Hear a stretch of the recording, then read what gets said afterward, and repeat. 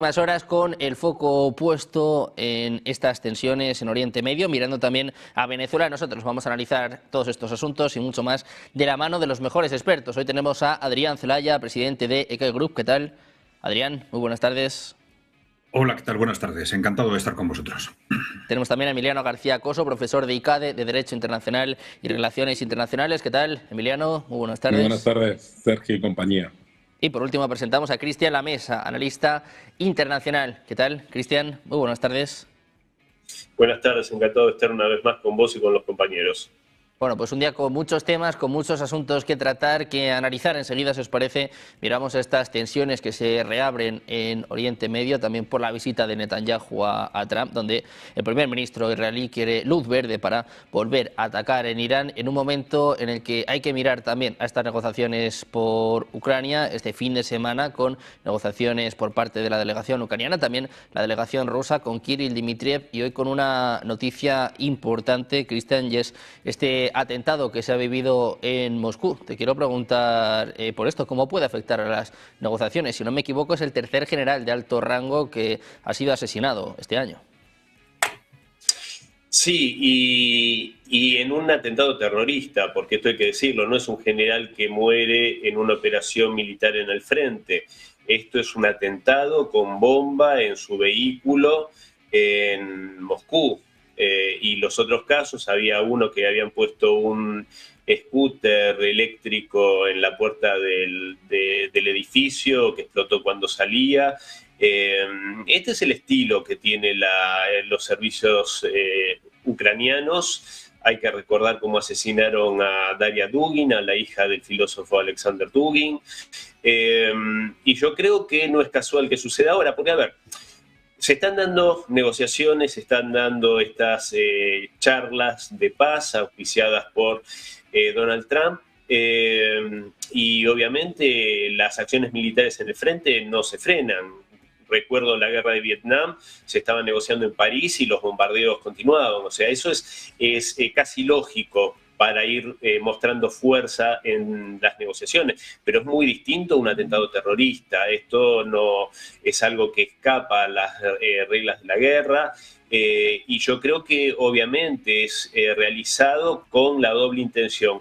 Una, del acto terrorista en sí, y otra, enrarecer el clima de estas negociaciones, intentar boicotearlas, sabotearlas. Sabemos que Zelensky no está por la labor de la paz, sino más bien todo lo contrario, al igual que sus patrocinadores, esas élites europeas guerreristas. Entonces, realmente es lamentable, porque muy por el contrario, más allá de conseguir algún resultado positivo, yo creo que cada vez estamos más cerca de que la determinación rusa termine conduciendo a tomar los otros oblasts que aún no ha tomado Rusia y que le quitarían la salida al Mar Negro a Ucrania. Y yo creo que estas acciones van a terminar conduciendo a eso, a que se profundice aún más la pérdida por parte de Ucrania.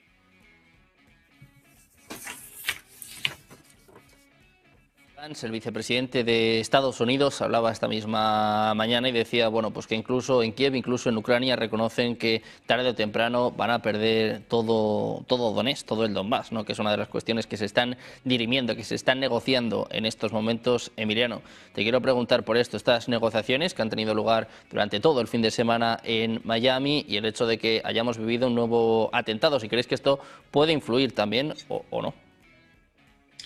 Bueno, yo matizaría los de atentado y los de ataque terrorista. En el fondo, a diferencia de Rusia, Ucrania hasta ahora creo que se puede contar con las manos las víctimas civiles que ha ocasionado alguna de sus intervenciones en territorio ruso, y este general, junto a los que ya se ha producido anteriormente, son objetivos militares, igual que son objetivos militares todos los altos mandos ucranianos. Es decir, eso sí que forma parte de un conflicto bélico. Por lo tanto, llamarle terrorismo me parece un poco ir más allá de la conceptuación que debe realizarse a esta operación, cuyo objetivo es demostrar un poco a Estados Unidos que Ucrania todavía tiene capacidad de acción sobre el territorio ruso. Es decir, esto será una operación probablemente de los servicios secretos ucranianos para tratar de eliminar esos objetivos militares que pueden hacer más daño en su conflicto bélico con Rusia.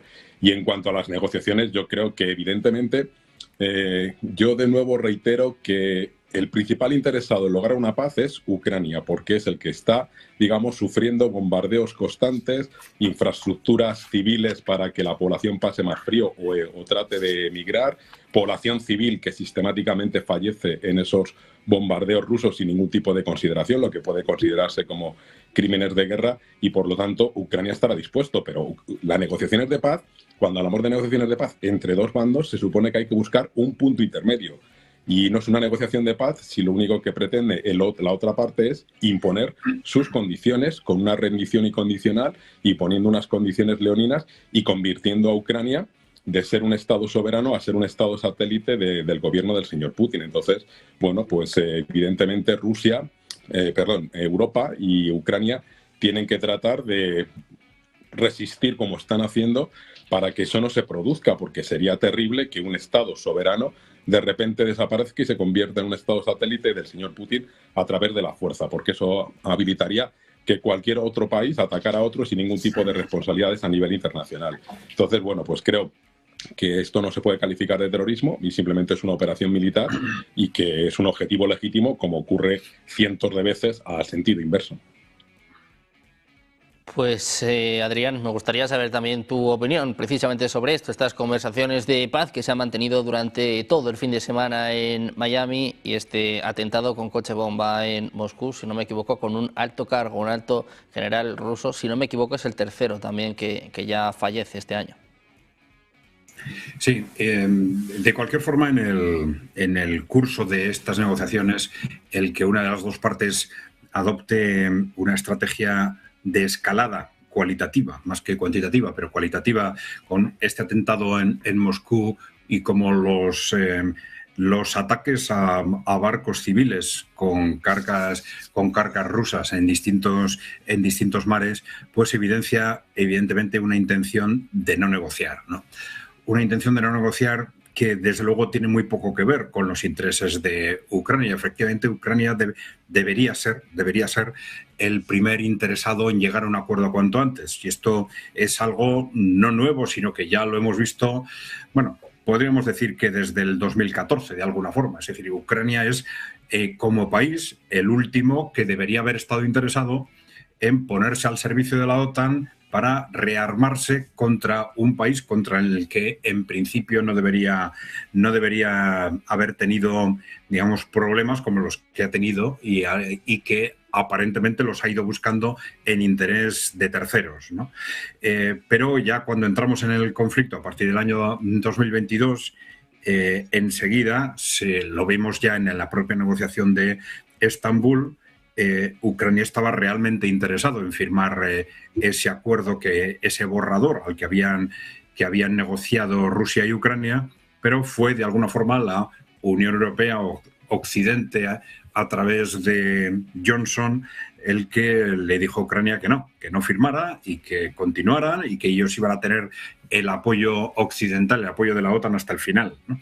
Bueno, pues a partir de ese momento, sobre todo desde el 2023, en el que ya se ve claro que Rusia va a ganar la guerra, pues es el momento en el que Ucrania era el primer interesado en llegar a un acuerdo cuanto antes. Y esto no se ha producido porque las decisiones, ni las del gobierno ucraniano ni las de la Unión Europea, se toman en interés de Ucrania. Ucrania está siendo un peón, como desde el principio era un peón para someter, provocar, intentar someter a Rusia, y ahora sigue siendo un peón de esa misma estrategia, con la variante de que ahora, viendo cómo Rusia claramente pues, va a ganar la guerra, el objetivo es retrasar esa victoria todo lo posible. No en interés de Ucrania en absoluto, porque el miedo que tienen estas élites occidentales tiene muy poco que ver con los intereses de Ucrania, ni siquiera con los ciudadanos europeos.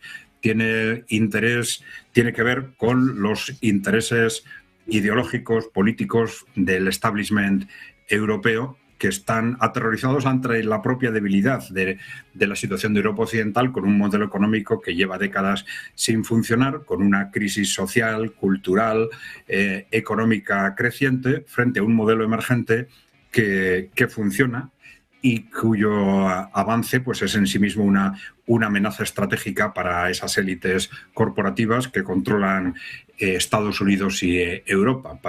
Este es el contexto que hace que para estos élites o para este establishment occidental la victoria rusa en Ucrania sea inaceptable, sea para ellos algo así como el fin del mundo, y están dispuestos, pues han estado estos años a luchar en Ucrania hasta el final, hasta el último ucraniano, y parece que, por ahora por lo menos, están dispuestos a que después del último ucraniano, pues luchar para defender sus intereses hasta el último europeo, ¿no? Pero yo creo que este es el contexto que explica y hasta ahora, esa falta de voluntad de negociar, cuando el primer interesado, ya digo, debería ser la propia Ucrania en llegar a un acuerdo, sabiendo que la falta de acuerdo significa que 6 meses después pues la necesidad de cesión de territorios pues va a ser cada vez mayor, la forma en que van a llegar o el peso con el que vayan a llegar a las negociaciones va a ser cada vez más débil, en una situación que ya es de comienzo del colapso del ejército ucraniano, del ejército y de las estructuras civiles y políticas, ¿no? No tiene ningún sentido desde el punto de vista de los intereses de los ciudadanos ucranianos adoptar esa posición tan extrema y esa reticencia a negociar, pero lamentablemente no son esos los intereses que se están defendiendo ni por parte del gobierno de Ucrania ni por parte de los países belicistas de Europa Occidental, ¿no?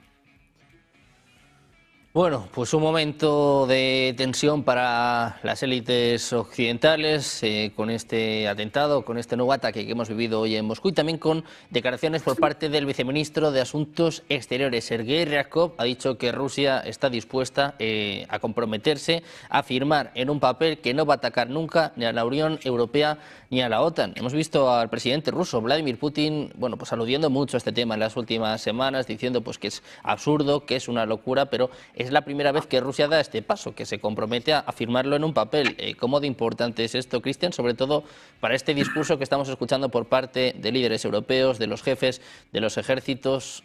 Claro, se desmontaría un poco esta tesis, ¿no? Yo creo que es importantísimo, es un gesto que a mí particularmente no me sorprende por parte del Kremlin, porque en ningún momento ha mostrado a ver, ¿cuál sería el interés de Rusia de invadir Europa o de atacar Europa? Europa no tiene nada que pueda ofrecerle a Rusia que le pueda interesar. Rusia es el país más grande del mundo, prácticamente el doble del tamaño del segundo.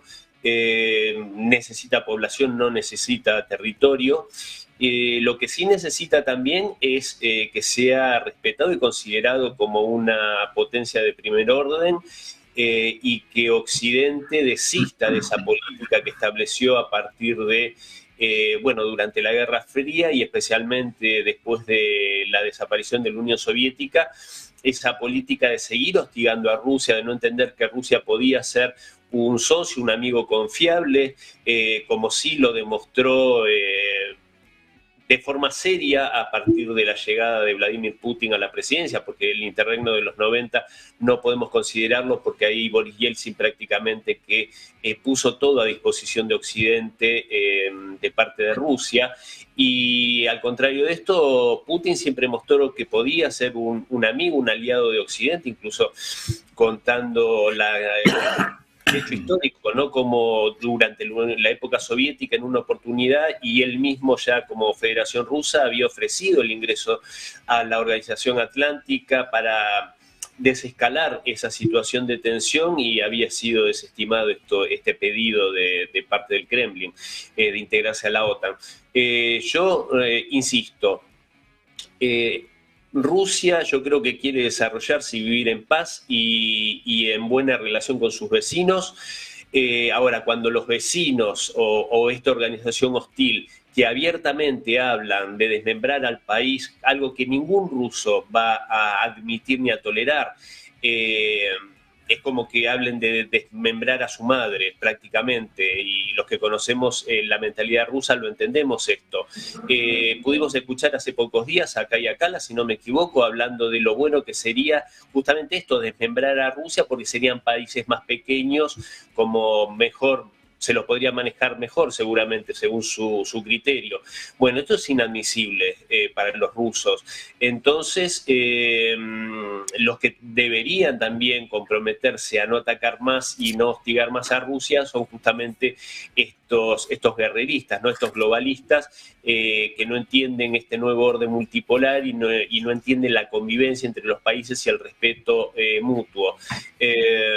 Así que bueno, yo creo que Rusia, para cerrar, no tendría ningún inconveniente en comprometerse a esto, y como lo ha hecho históricamente, a respetarlo, porque no solo comprometerse a algo, sino también respetarlo, y hasta el que sea más crítico de Rusia tiene que admitir que si hay algo que tiene Moscú es que respeta los acuerdos a rajatablas. No así los europeos, ya lo vimos con Merkel y con Hollande, burlándose de los acuerdos de Minsk, de los cuales eran garantes. Así que yo creo que, bueno, esto también lo ofreció Putin, un acuerdo de seguridad mutuamente y jurídicamente vinculante en diciembre de 2021 para evitar esta situación que se está viviendo en Ucrania, lo cual fue desestimado justamente por estos occidentales globalistas. Así que, sinceramente, no me sorprende.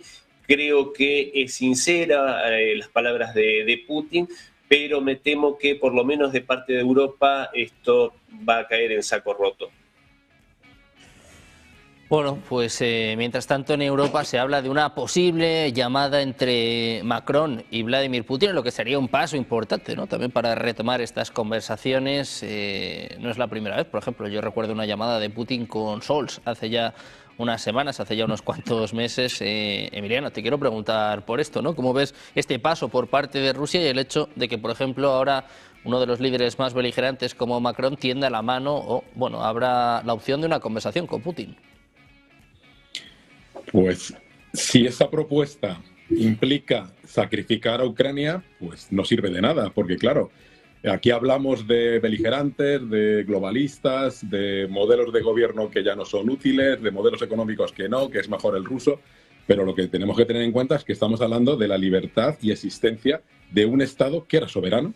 Entonces, si este acuerdo de paz de no ataque mutuo con el resto de miembros de la Unión Europea y de la OTAN, me imagino que habla de los europeos, no de Estados Unidos, que también es miembro de la OTAN, pasa por sacrificar a Ucrania y entregarla a Rusia, pues entonces, ¿para qué hemos estado, digamos, sosteniendo económica y militarmente a Ucrania desde la invasión? Pues para eso lo hubiéramos dejado que hubiera entrado tranquilamente, hubiéramos dejado tirado a Ucrania y que el señor Putin, pues, no solamente invadiera Ucrania, sino también Moldavia, que es el siguiente objetivo en su mapa de renacimiento del imperio zarista. Entonces, bueno, si todo habrá que ver en qué condiciones establece esa oferta para poder ver si efectivamente mantiene a Ucrania como país soberano y Estado que es, con una sociedad que no quiere estar bajo el control ruso y menos aún con un gobernante impuesto por el señor Putin, y por lo tanto debemos respetar la soberanía de los estados, porque si no, volvemos otra vez a la ley del más fuerte y todos los consensos internacionales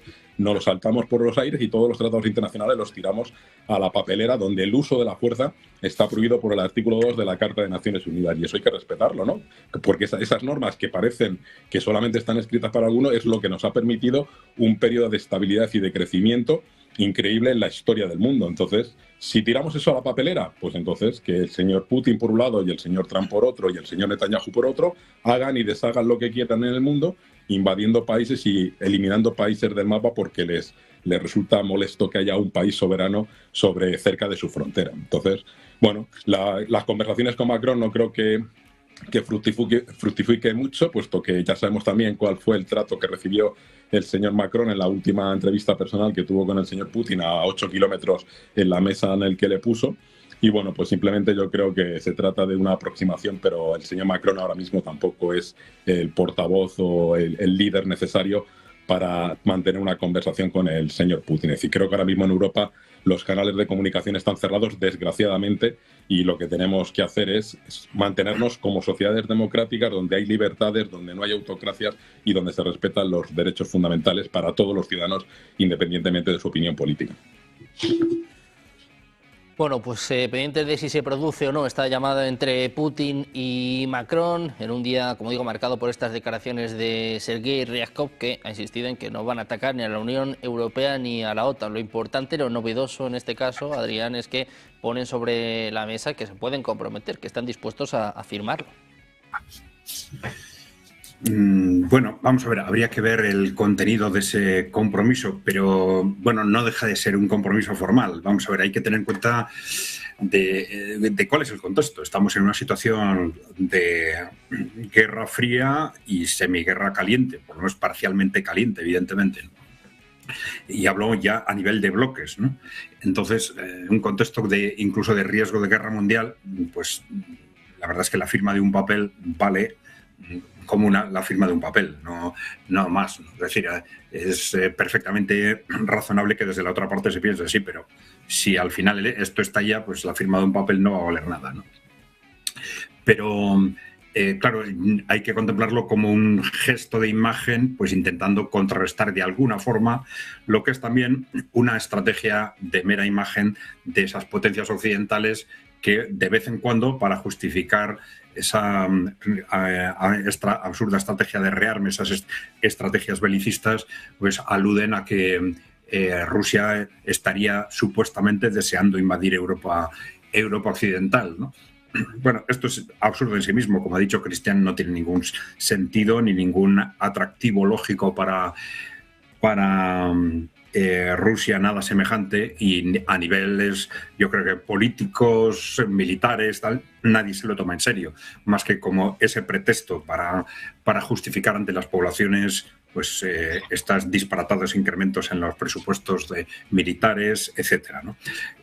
Lo que esto esconde es, nosotros esto lo hemos repetido, es un miedo no a esa supuesta invasión rusa, tiene un miedo a ese modelo emergente, es decir, a ese modelo emergente que está liderado por Rusia y por China y cuya influencia se va a disparar en Europa a partir de la victoria rusa en Ucrania, evidentemente. Entonces, un modelo que funciona mejor y fuera de un contexto de guerra se va a imponer por sí mismo, ¿no?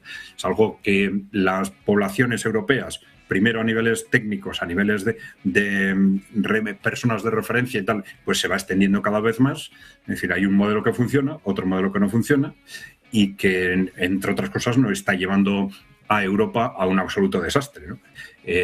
Sí es cierto que ese modelo, otros también, pero bueno, ese modelo funcionó muy bien en las décadas de posguerra, pero a partir de los años 80 sencillamente no ha funcionado.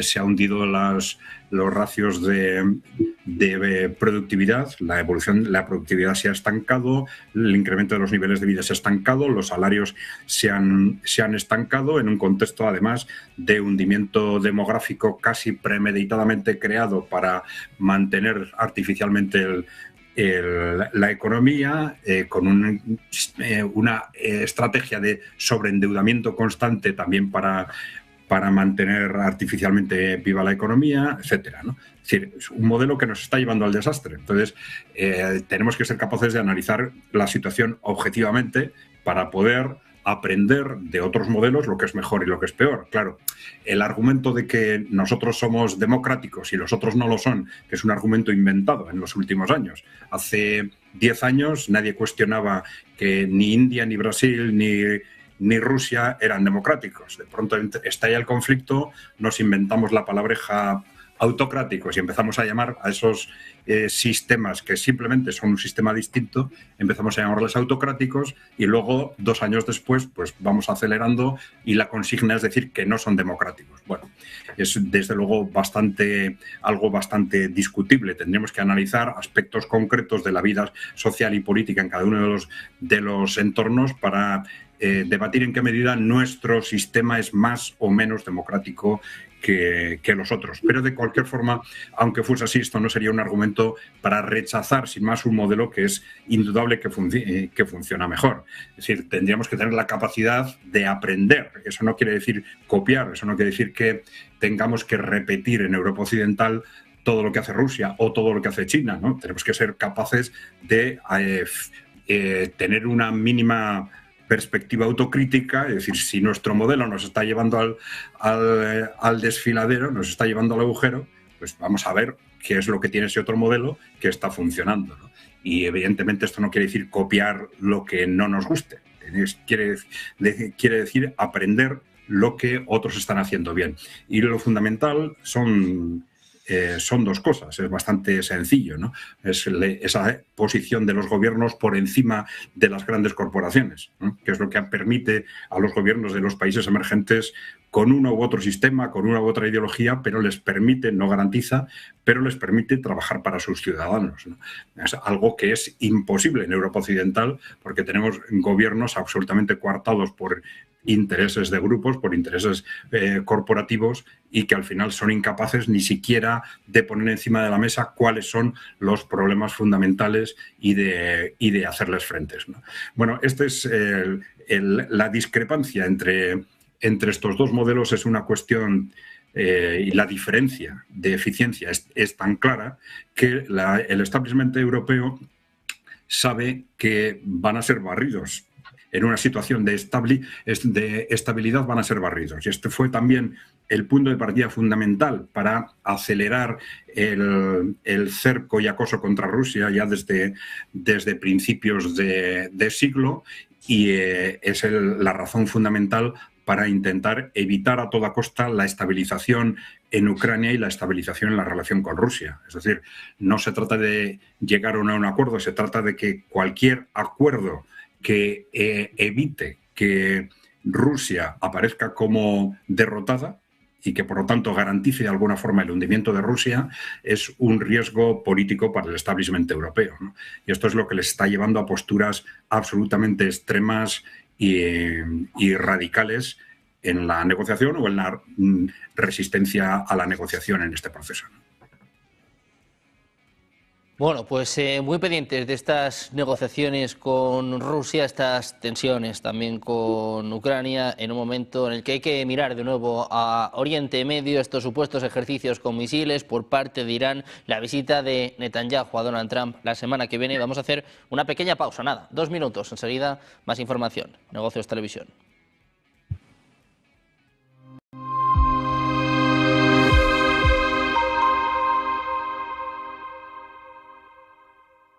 Quiero desear a todos los seguidores del canal Negocios Televisión una muy feliz Navidad y todo lo mejor para el año nuevo 2026. Si Dios quiere, con el año nuevo volveré al canal. Quiero desear a todos los seguidores del canal Negocios Televisión una muy feliz Navidad y todo lo mejor para el año nuevo 2026. Si Dios quiere, con el año nuevo volveré al canal.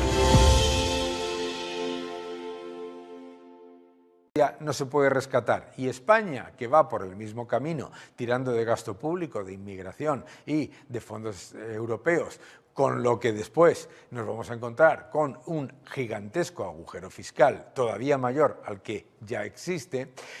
¿Qué es lo que sabemos? Lo que sabemos es que eso no se puede rescatar. Grecia se podía rescatar, Francia no se puede rescatar, España tampoco. Sea este un mensaje de felicitación para Negocios TV y toda su audiencia. Para que pasen unas felices Navidades y recordemos que son los días en los que nació Jesús de Nazaret, Cristo. Esperemos que con la entrada del nuevo año 2026 dejemos atrás ciertas noticias y nos traiga este nuevo año mejores de las que hemos tenido este 2025. ¡Feliz Navidad! Muy buenas tardes, muy buenas noches, muy buenas madrugadas. Soy Gabriel Montalto y quiero enviarle a toda la audiencia de Negocios Televisión una muy feliz Navidad y un próspero año 2026 lleno de amor, salud y mucho dinero. Nos vemos.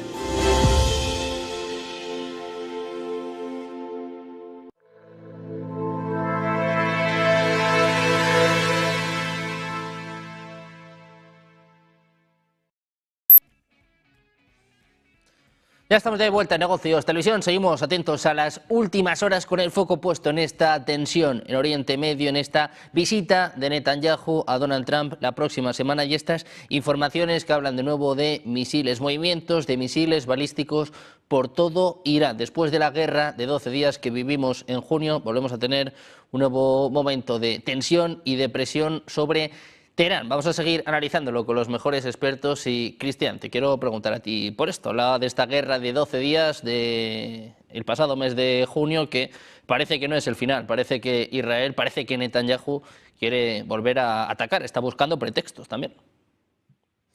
Sí, lo de Netanyahu es algo que realmente no asombra, pero sí preocupa.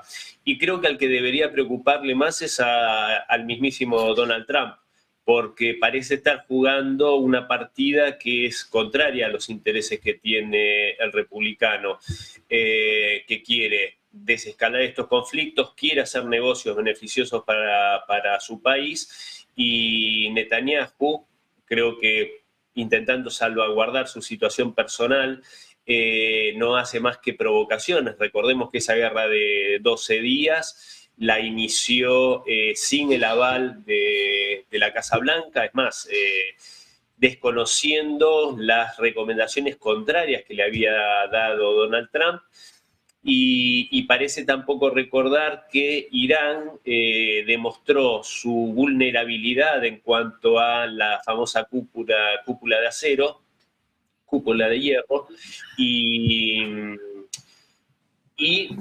realmente sufrió un castigo no visto anteriormente en ciudades como Tel Aviv, Jaffa, etc.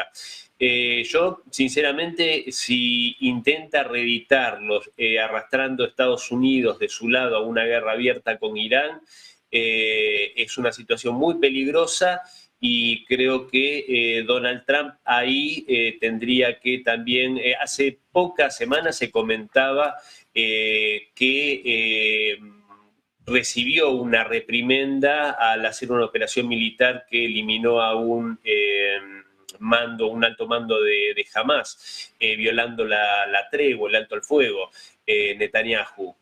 Pero parece ser que esto que tanto critican personas muy influyentes dentro del grupo MAGA, como Tucker Carlson, que realmente señala con bastante desagrado cómo Netanyahu hace alarde de ser más poderoso que Trump, de manejar más a los Estados Unidos que el mismo presidente, de tener a todo el Congreso prácticamente a sus órdenes. Me parece que Donald Trump tendría que, me parece que también contemplar, si quiere hacer un cambio de régimen en Venezuela, no descartar hacer un cambio de régimen en Israel.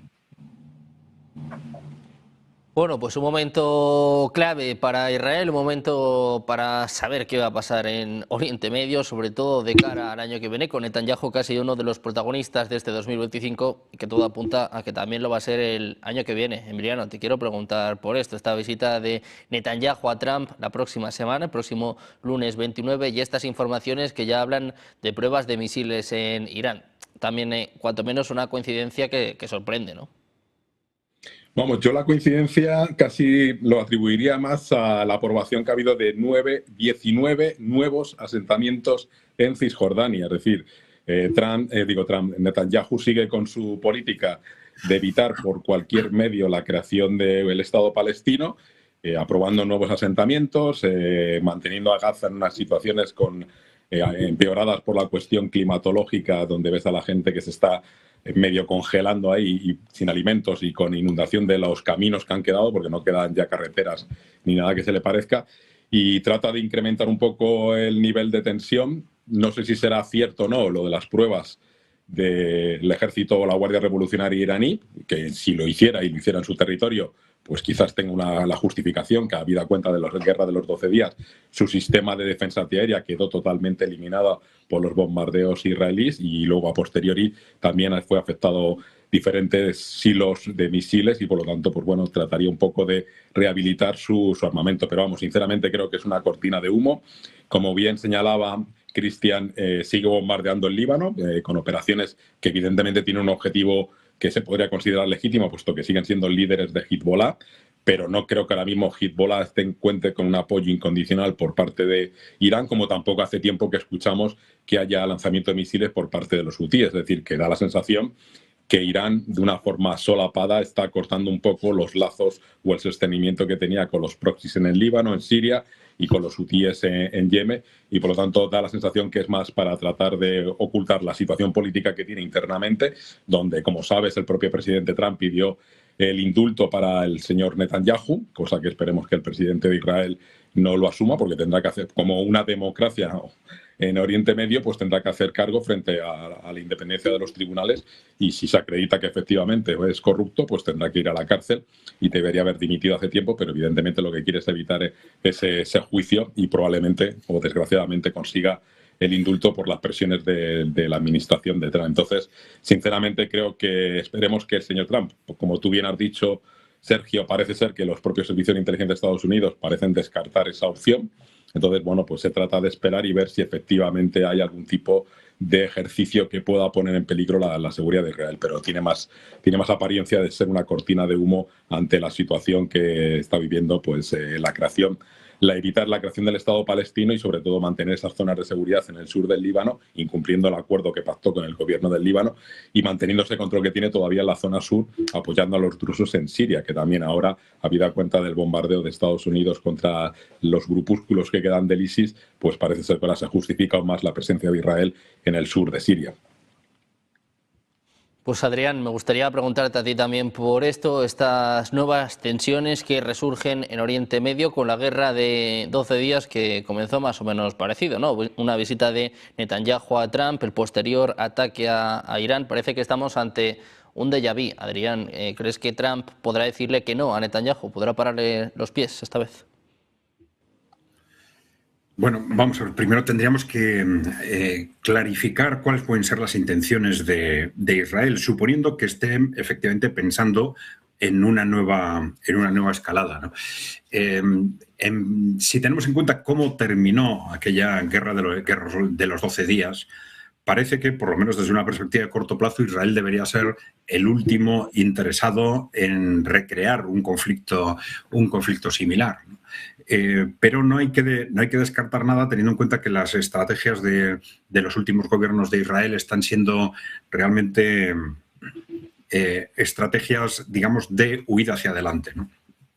Ellos saben que por muy difícil que sea la relación de fuerzas, o por muy complicada que sea la relación de fuerzas entre Israel e Irán en este momento, saben que el tiempo corre en contra de ellos, en contra de Israel, como consecuencia del cambio de la composición de fuerzas geopolítica a nivel mundial, del debilitamiento creciente de Estados Unidos.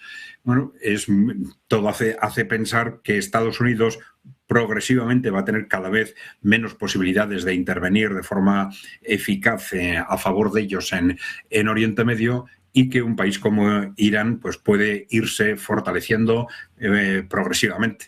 Entonces, bueno, no hay que descartar que dentro de esas estrategias de extrañas o radicales del gobierno de Israel, pues quieran apostar a una escalada con esa idea de que cuanto más tarde mejor. Y aunque las posibilidades de éxito pues sean limitadas, dependiendo, por supuesto, en qué medida puedan o no arrastrar a Estados Unidos, pues que cuanto más tiempo pase, esas circunstancias van a ser peores, ¿no? Esto yo creo que es un poco la mentalidad en la que están sumergidos no solo el gobierno de Netanyahu, los últimos gobiernos de Israel, y esto es lo que hace particularmente peligrosa la situación, ¿no?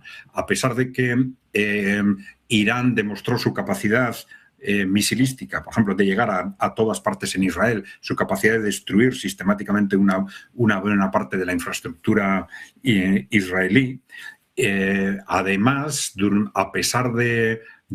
después de esta guerra de los 12 días, pues Irán ha ido resolviendo sus déficits en cuanto a la defensa aérea a través de sus compras de armamento con Rusia y con China, y aparentemente, si no han resuelto ya esos problemas con su defensa aérea, pues están en camino de resolverlos. Desde luego, sí, desde el punto de vista de la provisión de armamento, no sabemos desde el punto de vista de la preparación de sus equipos para manejar estas nuevas armas, ¿no? Pero, en cualquier caso, el contexto evolucionaría cada vez más negativamente a favor de Israel. Y no hay que descartar que Israel, dentro de esa perspectiva, pues haya pensado en que, a pesar de las dificultades que tuvieron en su enfrentamiento con Irán en la Guerra de los 12 días, pues que cuanto más tiempo pase, la relación de fuerzas va a ser peor.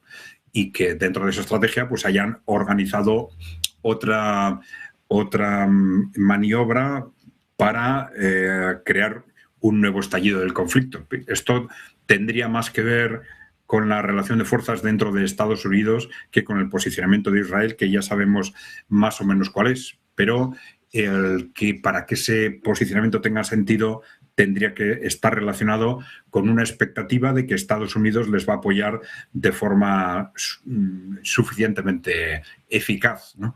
Y eso es muy posible que sea lo que Netanyahu quiera tantear con Trump dentro de unos días, ¿no?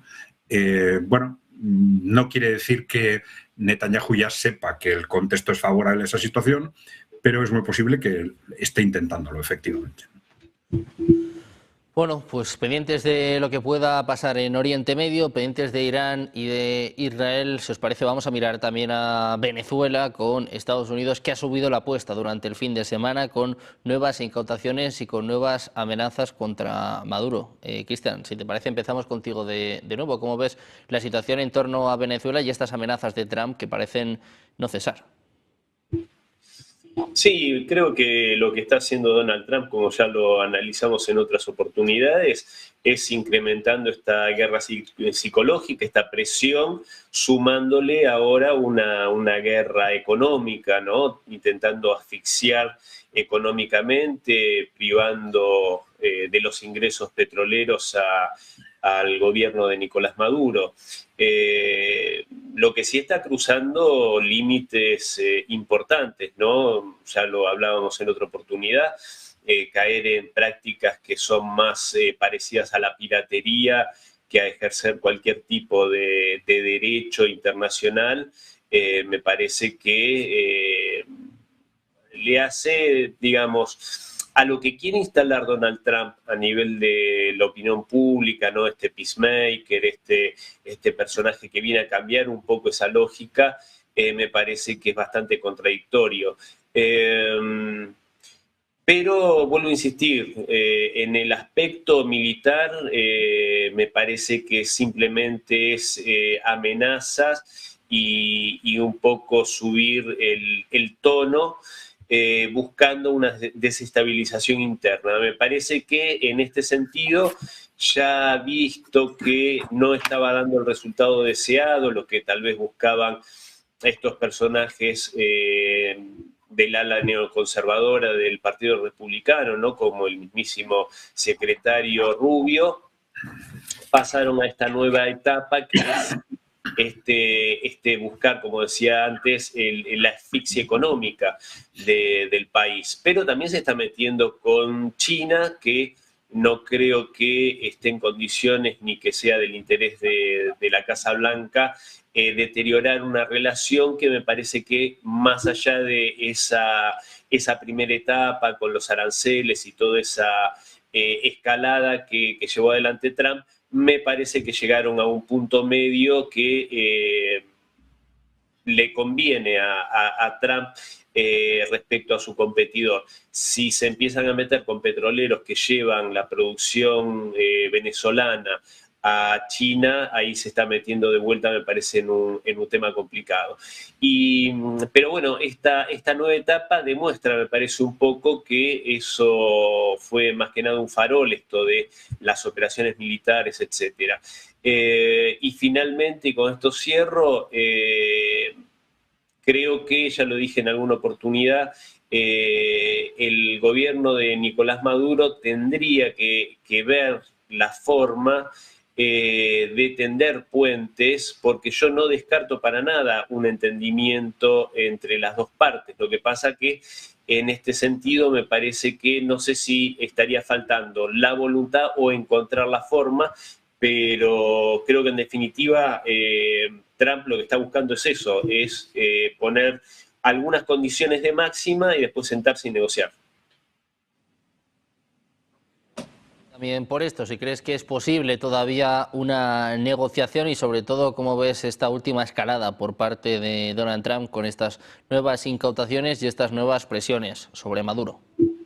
Yo creo que el régimen de Maduro está enrocado completamente. Es consciente que la amenaza de un ataque terrestre no es viable por diferentes razones, sobre todo por la magnitud del territorio venezolano y el rearme cacho a una parte de la sociedad civil en Venezuela, y lo que no creo que quiera Trump, sobre todo porque no querrá incumplir su promesa de no meter a Estados Unidos en nuevas guerras, es una invasión terrestre, porque eso significaría llegar a ataúdes a Estados Unidos. Entonces está intentando ejercer una presión para ver si hay un movimiento interno, especialmente en los militares, que puedan presionar a Maduro de abandonar, bueno, a Maduro y a su séquito, abandonar Venezuela y devolver al pueblo venezolano su derecho a elegir a sus gobernantes en un régimen de democracia y de libertad de elecciones. Entonces, creo que eso no va a funcionar.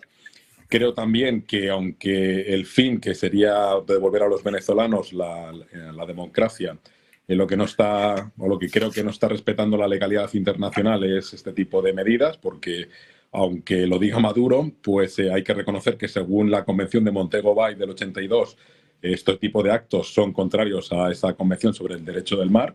Es decir, si no hay una declaración de guerra, no se puede hacer un bloqueo militar impidiendo la libertad de navegación, y menos aún en tratar de capturar barcos en aguas jurisdiccionales venezolanas, y menos aún en alta mar.